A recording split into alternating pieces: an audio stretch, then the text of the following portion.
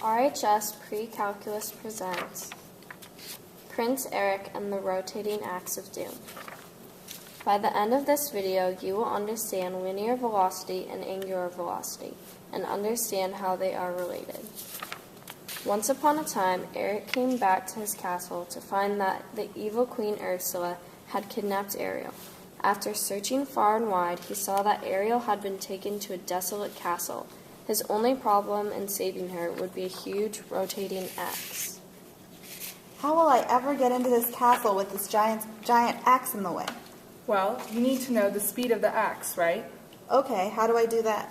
Well, under the sea, we call this linear velocity. Linear velocity, what's that? Linear velocity, or speed, measures how fast a point moves along a circular arc. But don't confuse it with angular velocity, because that velocity measures how fast the angle changes. How will this information help me? You need to jump through to save Ariel, so you need to know how fast the axe is moving. The axe can be thought of as a point that is moving along the circular arc. Therefore, you need to find the linear velocity. How do we do that? Well, the linear velocity equation is the arc length divided by the time, or s over t. The angular velocity equation is the central angle over the time, or theta over t. There is a quick shortcut. If we know the angular velocity in radians, then we can find the linear velocity. The shortcut is linear velocity equals angular velocity times the radius r. First, let's figure out how long it takes for the axe to go a full circle. Sebastian's undersea friends came and helped him time the axe. It took 5 seconds. Now let's put that time into the angular velocity equation, because using angular velocity, we can figure out the linear velocity. So we know that to go 360 degrees, it takes 5 seconds. We need the 360 degrees to be in radians.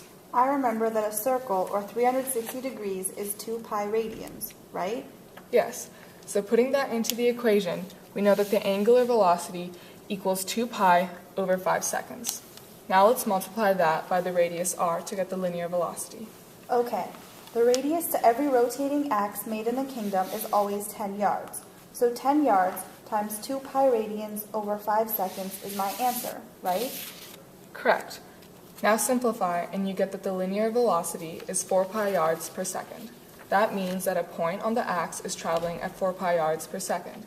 Do you think that you can make it, Eric? Now that I understand linear velocity and angular velocity and how they're related, I think I can.